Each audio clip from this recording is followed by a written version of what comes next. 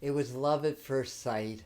When you first gazed into his or her eyes, you knew they were the one, and you knew you were meant to be together. You and your pets are bonded souls, connected through eternity that chose to be together in this lifetime, in this time and space. So when it's time for your pets to cross the rainbow bridge and go to the other side, it's sad and it's hard. It's like losing any other family member, really. So in this video, I'm going to share with you the 11 signs that your deceased pet is visiting you and how you can communicate with your pets on the other side. So if you like this video, please give it a thumbs up, and that tells YouTube to share this with all the humans and all the pets out there that are watching. They have so much to teach us and so much to share with us. Our pets teach us the meaning and the value of the words unconditional love. They are our soulmates, just like our human soulmates. They are waiting for us on the other side, so when we cross the veil, we're going to be reunited. The connection is eternal. They are here to teach us how to communicate with our hearts and through our hearts, because that's how our pets talk to us. That's how animals talk to us. So they're here to help us to open our hearts. Hi, this is Adam, and my job is to help you awaken, and awakening to the energies of animals both here and on the other side is such an important part of the awakening process. If you love animals, if you've lost pets, you're at the right video. Sign number 1 is you may see pets actually out of the corner of your eye or maybe right in front of you.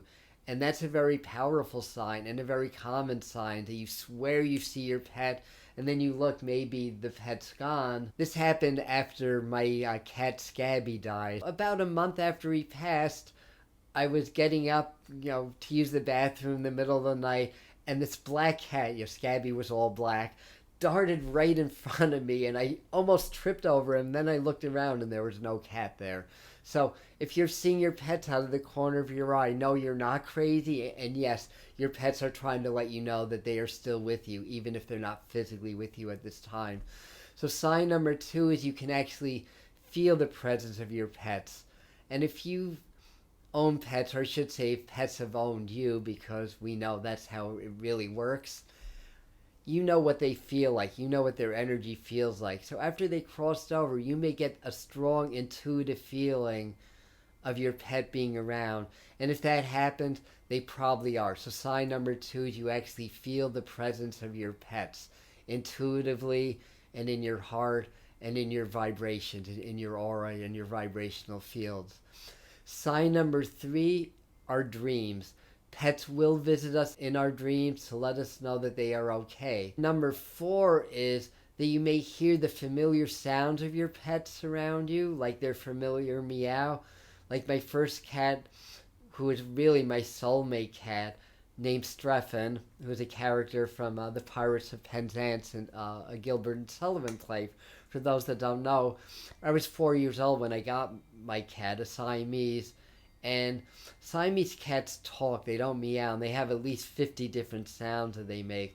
So after he passed on, sometimes in my mind, I swear I would hear his very, very familiar sounds. Or another way that you may access sounds from your pets is just hearing things moving around you.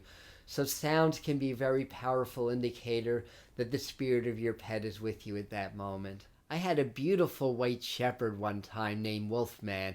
He was actually 1/4 wolf, I believe, so that's why, the name Wolfman. But he was so good, and we had a cat at the time also. He was so good that I could, without a leash, just take him on walks for miles. We lived in a rural area. The cat would come along and walk with us. And during those times, it was very high vibrational spiritual moments when the 3 of us were walking together. Very, very special times.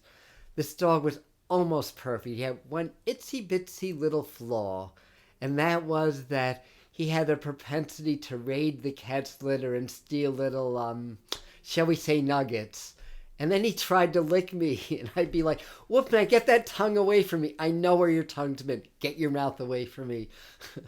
Sooner or later, though, he would get a lick in, and I'll tell you, that's unconditional love.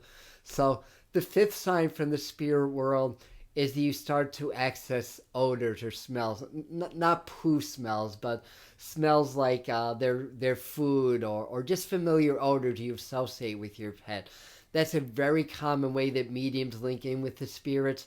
If you start just smelling, just in your inner nose, we'll say, your pet, then they're probably with you. Sign number 6 would be actually seeing orbs in photos.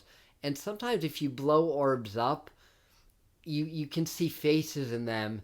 And if you happen to blow your orbs up and you see a little dog or cat face or rabbit face or whatever pet you had, it could be a sign that they are with you at that moment you were taking the photo. Is starting to hear or see your pet's name a lot. And I actually had a cat named Chloe one time, and after she passed, that name came up everywhere for like a couple of weeks. So if that's happening, that's one of those synchronicities that lets you know that your pet is with you. Sign number 8 would be actually starting to see pets that look like your pet.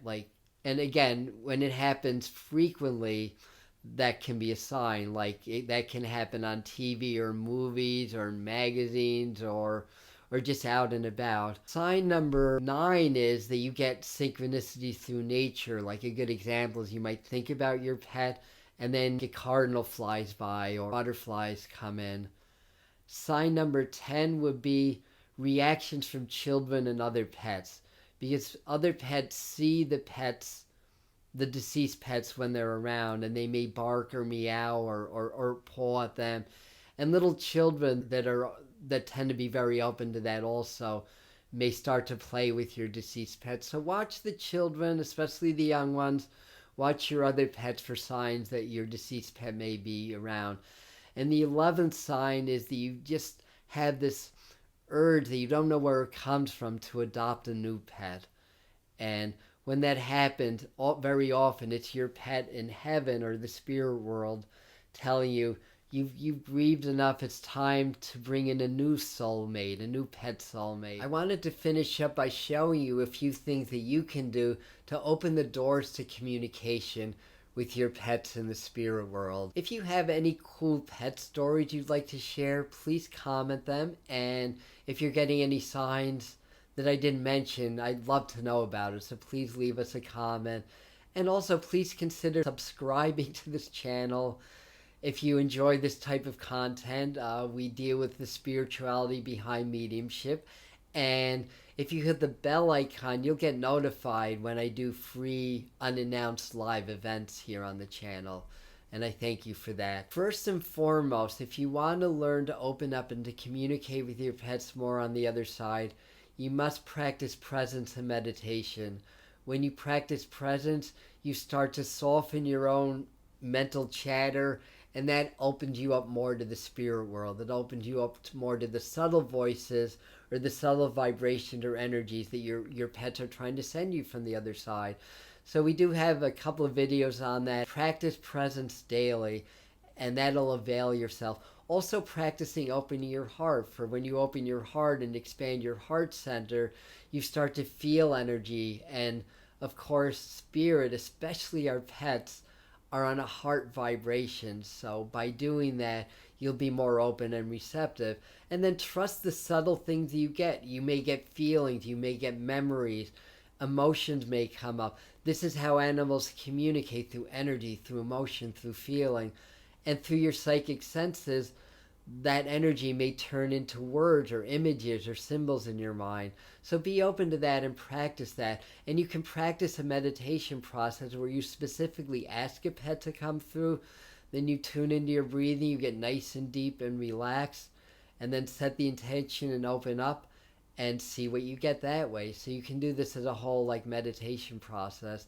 And also, if you feel that a pet's around you, just stop your thoughts, get present, open your heart, ask them to come closer to you, feel their energy coming closer to you, and then see what comes up. Memories, thoughts, words, feelings, images. Sometimes it's just what we call clairsentience, or you know exactly what they're trying to tell you, but you don't know how they're trying to say that.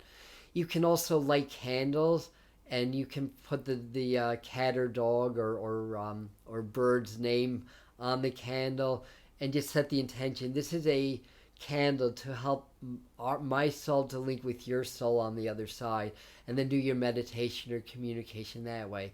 Or you can find a really good animal communicator to get messages from you on the other side. I know somebody named Cindy Brody in Woodstock that I recommend to a lot of people. She's very good. So if you don't have an animal communicator that you trust, I'll link her information in the description.